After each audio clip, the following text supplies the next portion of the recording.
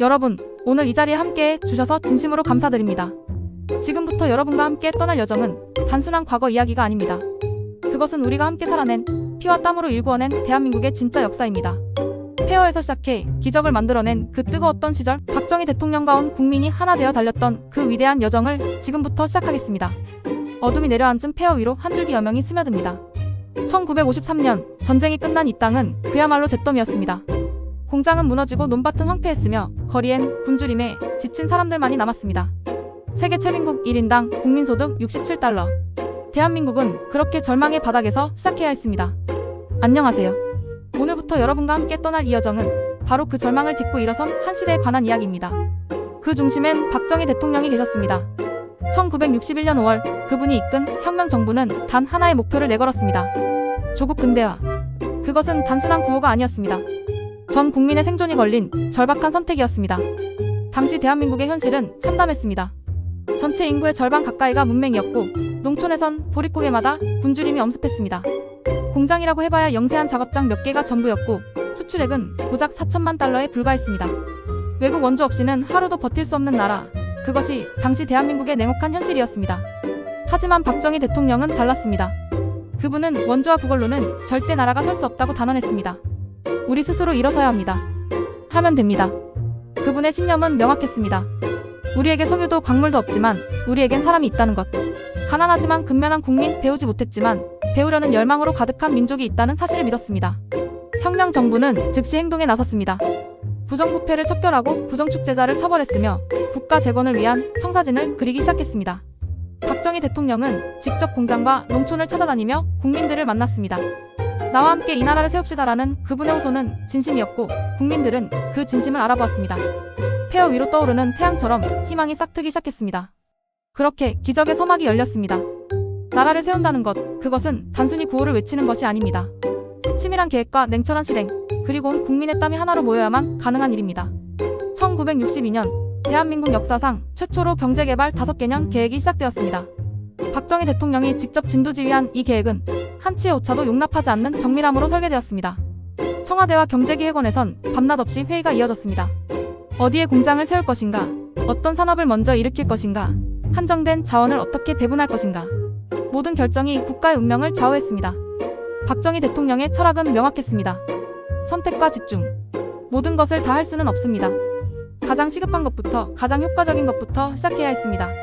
그래서 그분은 도로, 항만, 전력, 철강 등 기간 산업의 모든 역량을 집중했습니다. 이것들이 갖춰져야 다른 모든 산업이 움직일 수 있기 때문입니다. 1962년부터 1966년까지 제1차 5개년 계획기간 동안 놀라운 일들이 벌어졌습니다. 경부고속도로 건설이 시작되었고 울산공업단지가 조성되었으며 포항제철 건설이 추진되었습니다. 불가능하다는 말이 쏟아졌습니다. 돈도 기술도 경험도 없는데 어떻게 하느냐고 세계가 비웃었습니다. 하지만 박정희 대통령은 흔들리지 않았습니다. 없으면 만들고 모르면 배우면 됩니다. 하면 됩니다. 정부는 모든 가용 자원을 동원했습니다. 공공투자가 고정자본 형성의 핵심 축이 되었고 국가 주도로 산업 인프라가 구축되기 시작했습니다. 특히 경부고속도로 건설은 상징적이었습니다. 서울에서 부산까지 428km, 세계가 미친 듯이라고 했지만 박정희 대통령은 밀어붙였습니다. 1970년 7월 7일, 불과 2년 5개월 만에 고속도로가 완공되었습니다. 전 세계가 경악했습니다. 어떻게 이런 일이 가능한가? 라고. 그 비결은 단순했습니다. 대통령이 직접 현장을 찾아다녔습니다. 진흙 속에서 일하는 노동자들과 악수하고 그들의 손을 잡으며 고맙습니다 라고 말했습니다. 그 진심이 현장을 움직였고 불가능을 가능으로 만들었습니다. 5개년 계획은 단순한 경제 정책이 아니었습니다. 그것은 온 국민이 하나의 목표를 향해 달려가는 민족적 대장정이었습니다. 그리고 그 설계자는 박정희 대통령이었습니다. 수출. 그것은 박정희 대통령이 가장 강조한 단어였습니다. 수출만이 살 길이다. 이 한마디가 대한민국의 운명을 바꿨습니다. 1960년대 초반 우리나라의 수출액은 연간 4천만 달러에 불과했습니다. 주요 수출 품목은 텅스텐, 철광석 같은 원자재와 건어물 정도가 전부였습니다. 공산품 수출은 거의 없었습니다. 박정희 대통령은 이 현실을 정확히 직시했습니다. 자원이 없는 나라가 살아남는 방법은 단 하나, 물건을 만들어 세계에 파는 것뿐이라고 판단했습니다.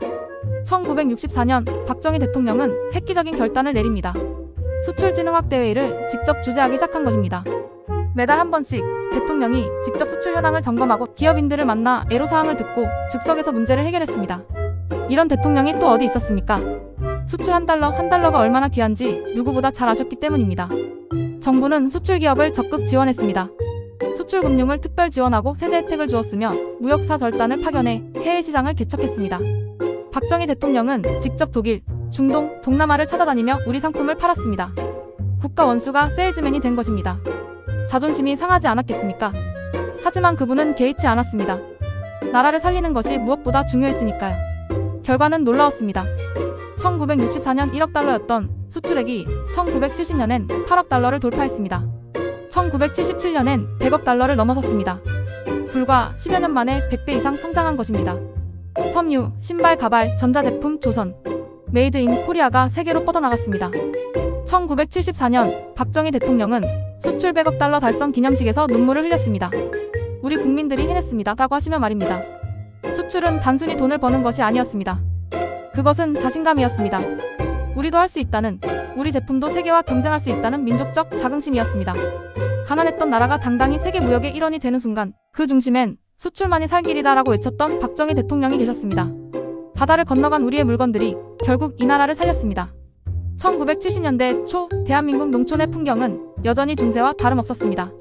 초가지붕, 좁은 농로, 공동 우물도 없는 마을들, 도시와 농촌의 격차는 점점 벌어지고 있었습니다. 박정희 대통령은 이 문제를 결코 외면하지 않았습니다. 도시만 발전해서는 진정한 국가 발전이 아니라고 믿었습니다. 1970년 그분은 새마을운동이라는 역사적 프로젝트를 시작했습니다. 잘 살아보세라는 단순하지만 강력한 구호와 함께 말입니다. 새마을운동의 철학은 명확했습니다. 근면 자조 협동. 정부가 모든 걸 해주는 것이 아니라 마을 주민 스스로 일어서도록 돕는 것이었습니다. 박정희 대통령은 전국 33,267개 마을에 시멘트 335포대씩을 무상으로 지원했습니다. 단 조건이 있었습니다. 마을 주민들이 스스로 계획을 세우고 함께 땀 흘려 일해야 한다는 것. 결과는 기적이었습니다. 마을마다 자발적으로 움직이기 시작했습니다. 초가지붕을 슬레이트와 기와로 바꾸고 마을길을 넓히고 포장했으며 공동 우물과 공동 창고를 만들었습니다. 마을회관이 세워지고 전기가 들어왔으며 농로가 확장되었습니다. 불과 몇 년 만에 한국 농촌의 풍경이 완전히 바뀌었습니다. 박정희 대통령은 직접 농촌을 찾아다녔습니다.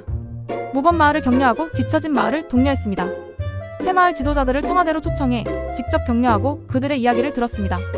대통령이 농민들과 함께 막걸리를 마시며 허심탄회하게 대화하는 모습, 그것이 새마을운동의 진짜 힘이었습니다. 통계가 이를 증명합니다. 1971년 16,600여 개였던 초가집이 1977년엔 거의 사라졌습니다. 농촌 전화보급률이 10배 이상 증가했고 농가소득은 1970년 25만원에서 1979년 267만원으로 10배 이상 늘었습니다. 새마을운동은 단순한 농촌개발 사업이 아니었습니다. 그것은 국민정신 개조운동이었고 공동체 부활운동이었으며 스스로 일어서는 자립정신 함양운동이었습니다. 지금도 세계 곳곳에서 한국의 새마을운동을 배우러 옵니다. 유엔과 세계은행이 극찬하는 개발 모델이 되었습니다. 그 시작은 농민을 사랑했던 한 대통령의 진심이었습니다. 잘 살아보세라는 외침이 정말로 우리를 잘 살게 만들었습니다. 나라의 미래는 교육에 있습니다. 이것이 박정희 대통령의 확고한 신념이었습니다. 1960년 당시 대한민국 성인 문맹률은 30%에 육박했습니다. 10명 중 3명은 글을 읽지 못했습니다. 초등학교 취학률은 90%를 넘었지만 중학교 진학률은 40%도 안 되었습니다. 고등학교는 더욱 열악했고 대학은 극소수 엘리트만의 전유물이었습니다. 박정희 대통령은 이 현실을 바꾸기로 결심했습니다. 자원 없는 나라가 살아남는 길은 사람을 키우는 것뿐이라고 확신했습니다. 그래서 정부는 교육에 과감히 투자하기 시작했습니다. 1968년 중학교 무시험 진학제도가 도입되었습니다. 시험 부담 없이 모든 아이들이 중학교에 갈 수 있게 된 것입니다.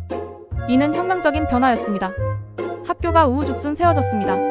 1960년대와 1970년대를 거치며 전국 곳곳에 초등학교, 중학교, 고등학교가 들어섰습니다. 특히 농어촌 지역 학교 건설에 정부가 집중 지원했습니다. 아이들이 먼 거리를 걸어다니지 않도록 마을마다 학교를 세웠습니다. 교사 양성에도 힘썼습니다. 사범대학을 확충하고 교원 처우를 개선했으며 교육의 질을 높이기 위해 교사 재교육 프로그램을 운영했습니다. 성인 문해교육도 대대적으로 실시되었습니다. 새마을운동과 연계하여 농촌 성인들에게 한글을 가르치고 실용적인 지식을 보급했습니다. 밤에 농사일을 마친 어른들이 학교에 모여 공부하는 모습, 그것이 1970년대 한국의 풍경이었습니다. 결과는 놀라웠습니다. 1970년대 후반이 되자 문맹률이 10% 이하로 떨어졌습니다. 중학교 진학률은 90%를 넘어섰고 고등학교 진학률도 급격히 상승했습니다. 박정희 대통령은 특히 과학기술 교육을 강조했습니다. 1971년 한국과학기술원 KAIST를 설립했고 공과대학을 대폭 확충했습니다. 과학입국이라는 구호 아래 이공계 인재 양성에 국가 역량을 집중했습니다. 이들이 훗날 반도체, IT, 자동차, 조선 등 첨단 산업을 이끄는 주역이 되었습니다. 교육은 가장 확실한 투자였습니다. 한 세대 만에 문맹 국가에서 교육 강국으로 도약했습니다. 그 기적의 시작은 배워야 산다고 외쳤던 박정희 대통령의 확고한 의지였습니다. 교육이 열린 그 문을 통해 수천만 국민이 미래로 걸어 들어갔습니다. 자유는 공짜가 아닙니다. 자유는 피와 땀으로 지켜내야 하는 것입니다. 1960년대와 1970년대 한반도는 냉전의 최전선이었습니다. 휴전선 넘어 북한은 끊임없이 도발했고 1968년 1.21 청와대 습격 미수 사건, 울진 3처, 무장공비 침투 사건 등 실제 위협이 계속되었습니다. 박정희 대통령은 이 엄혹한 현실 속에서 국가 안보를 최우선 과제로 삼았습니다. 멸공, 공산주의를 물리치고 자유민주주의를 지킨다는 이 확고한 의지는 당시 생존의 문제였습니다. 박정희 대통령은 안보 없이는 경제 발전도 불가능하다고 보았습니다. 그래서 경제개발과 안보 강화를 동시에 추진했습니다. 1968년 향토예비군이 창설되었습니다. 전 국민이 국가 방위에 참여하는 체계가 만들어진 것입니다. 250만 예비군이 조직되어 유사시 즉각 동원 가능한 강력한 방위력을 갖추게 되었습니다. 국군 현대화도 박차를 가했습니다. 노후 장비를 교체하고 최신 무기를 도입했으며 국방과학연구소를 설립해 독자적 무기 개발에 나섰습니다. 1970년대 들어 방위산업이 본격 육성되기 시작했습니다. M16 소총, K-55 자주포 등을 국산화했고 군수물자, 자급률을 높여나갔습니다. 박정희 대통령의 목표는 명확했습니다. 자주국방. 언제까지 미국에만 의존할 수 없다. 우리 손으로 우리를 지켜야 한다는 것이었습니다. 한미동맹도 더 공고했습니다. 베트남 파병은 논란이 있었지만 결과적으로 한미 군사협력을 강화하고 경제적으로도 큰 도움이 되었습니다. 파병 군인들이 벌어들인 외화와 건설 수주는 경제 발전의 밑거름이 되었습니다. 무엇보다 대한민국이 자유진영의 확고한 일원임을 세계에 증명했습니다. 1970년대 중반 미국이 주한미군 감축을 검토하자 박정희 대통령은 더욱 강력한 자주국방 의지를 다졌습니다. 국방비를 대폭 증액하고 방위산업을 집중 육성했으며 전 국민의 안보의식을 고취했습니다. 우리가 우리를 지킨다는 각오로 말입니다. 안보가 튼튼했기에 경제 발전이 가능했습니다. 기업가들이 안심하고 투자할 수 있었고 국민들이 안심하고 일할 수 있었습니다. 자유를 지킨 그 강인한 의지가 오늘날 대한민국의 토대를 만들었습니다. 박정희 대통령은 알고 계셨습니다. 자유는 지키지 않으면 사라진다는 것을 말입니다. 외교는 국익입니다. 박정희 대통령의 외교 철학은 철저히 실리에 기반했습니다. 1960년대 초 대한민국의 외교적 입지는 취약했습니다. 한미동맹 외에는 변변한 외교적 자산이 없었고 국제사회에서의 발언권도 미미했습니다. 박정희 대통령은 이를 타개하기 위해 적극적인 외교 전략을 펼쳤습니다. 가장 논란이 됐지만 가장 중요한 결단이 1965년 한일국교 정상화였습니다. 국민들의 반대 여론이 거셌습니다. 일제 식민지배의 아픔이 아직 생생했으니까요. 하지만 박정희 대통령은 결단했습니다. 과거의 발목 잡혀 미래를 포기할 수 없다고 국가 생존을 위해선 굴욕을 참아야 한다고 말입니다. 한일협정으로 대한민국은 무상 3억 달러, 유상 2억 달러, 민간 차관 3억 달러 이상을 확보했습니다. 이 자금이 포항제철 건설, 경부고속도로 건설 등 핵심 프로젝트에 투입되었습니다. 또한 일본 기술과 시장이 열렸습니다. 한국 기업들이 일본 기술을 배우고 일본 시장에 진출하는 발판이 마련된 것입니다. 역사는 박정희 대통령의 결단이 옳았음을 증명했습니다. 한미동맹도 더욱 전략적으로 관리했습니다. 베트남 파병은 단순한 군사 지원이 아니었습니다. 그것은 한미동맹 강화, 외화 획득, 건설 수주, 기술 습득을 동시에 달성하는 전략적 선택이었습니다. 1965년부터 1973년까지 연인원 32만 명이 파병되었고 약 10억 달러의 경제적 효과를 거뒀습니다. 이 자금이 경제 발전의 중요한 밑거름이 되었습니다. 중동 외교도 적극 전개했습니다. 1970년대 오일 쇼크 이후 박정희 대통령은 중동 건설 시장에 주목했습니다. 정부가 앞장서서 중동 국가들과 협상하고 한국 기업들의 진출을 도왔습니다. 그 결과 1970년대 중후반 중동 건설 붐이 일어났고 막대한 외화를 벌어들였습니다. 현대건설, 대우건설 등이 사우디아라비아, UAE 등에서 대규모 프로젝트를 수주하며 성장했습니다. 박정희 대통령은 직접 세일즈 외교에 나섰습니다. 독일, 프랑스, 동남아, 중동을 직접 방문하며 한국을 알리고 투자를 유치하고 수출기를 열었습니다. 국가 원수가 발로 뛰는 외교, 그것이 박정희 대통령의 스타일이었습니다. 외교가 넓어지니 경제도 성장했고 국제적 위상도 높아졌습니다. 가난한 원조 수혜국에서 당당한 무역국으로, 변방의 약소국에서 국제사회의 당당한 일원으로 도약하는 과정, 그 중심엔 실리 외교를 펼친 박정희 대통령이 계셨습니다. 외교는 자존심이 아니라 국익이라는 것, 그것을 온몸으로 증명한 시대였습니다. 1961년부터 1979년까지 18년, 한 세대도 채 안 되는 시간이었습니다. 하지만 그 짧은 시간 동안 대한민국은 완전히 다른 나라가 되었습니다. 오늘 우리는 그 기적의 시간을 돌아봅니다. 1961년 1인당 국민소득 82달러였던 나라가 1979년엔 1745달러가 되었습니다. 20배 이상 성장한 것입니다. 수출은 4천만 달러에서 150억 달러로 무려 375배나 증가했습니다. 세계 경제사에서 유례를 찾기 힘든 놀라운 성장이었습니다. 하지만 숫자보다 중요한 것이 있습니다. 바로 국민의 삶이 바뀌었다는 것입니다. 1960년대 초 보릿고개로 굶주리던 농민들이 1970년대 후반엔 TV와 냉장고를 장만하게 되었습니다. 초가집이 사라지고 기와집과 슬레이트, 지붕이 들어섰습니다. 맨발로 학교 다니던 아이들이 운동화를 신게 되었고 중학교, 고등학교, 대학교까지 진학할 수 있게 되었습니다. 도로가 깔렸고 전기가 들어왔으며 전화가 보급되었습니다. 공장이 세워지고 일자리가 생겼으며 도시가 발전했습니다. 서울은 물론이고 부산, 대구, 인천, 울산, 포항, 창원 등 전국 곳곳에 산업도시가 형성되었습니다. 농촌에서 도시로 이동한 수백만 명이 공장에서 일하며 가족을 먹여 살렸고 자식들을 학교에 보낼 수 있었습니다. 이 모든 변화의 중심에 박정희 대통령이 계셨습니다. 그분은 완벽한 지도자가 아니었을지 모릅니다. 논란도 있었고 비판도 받았습니다. 하지만 한 가지만은 분명합니다. 그분은 조국 근대화라는 하나의 목표를 향해 온 생애를 바쳤습니다. 아침 일찍 일어나 밤늦게까지 일했고 전국을 누비며 국민을 만났으며 한순간도 나라 걱정을 멈추지 않았습니다. 하면 된다는 그분의 말은 단순한 구호가 아니었습니다. 그것은 실제로 이뤄진 현실이었습니다. 불가능해 보였던 경부고속도로를 만들었고 기술도 돈도 없이 포항제철을 세웠으며 원조받던 나라를 수출 강국으로 탈바꿈시켰습니다. 세계가 비웃었지만 우리는 해냈습니다. 박정희 대통령과 온 국민이 함께 이뤄낸 기적이었습니다. 2025년 현재 그리고 이후를 살아가는 우리는 때때로 혼란스럽습니다. 정치는 분열되어 있고 이념은 대립하며 미래가 불확실해 보입니다. 표현의 자유가 억압받는 것 같고 공정하지 못한 것 같으며 나라가 어디로 가는지 모르겠다는 불안이 엄습합니다. 그럴 때 우리는 묻게 됩니다. 그 시절엔 어땠을까? 라고. 그 시절에도 어려움은 있었습니다. 가난했고 힘들었으며 자유롭지 못한 부분도 있었습니다. 하지만 한 가지는 확실했습니다. 나라가 어디로 가는지 명확했고 대통령이 무엇을 하는지 보였으며 내일이 오늘보다 나아질 것이라는 희망이 있었습니다. 온 국민이 같은 방향을 보며 달렸고 그 결과가 분명히 눈에 보였습니다. 박정희 대통령 시대가 완벽했다고 말하는 것이 아닙니다. 다만 그 시대엔 명확한 목표가 있었고 그것을 이루기 위한 치열한 노력이 있었으며 실제로 이뤄낸 성과가 있었다는 것입니다. 조국 근대화라는 네 글자가 온 국민을 하나로 묶었고 그 힘으로 우리는 기적을 만들어냈습니다.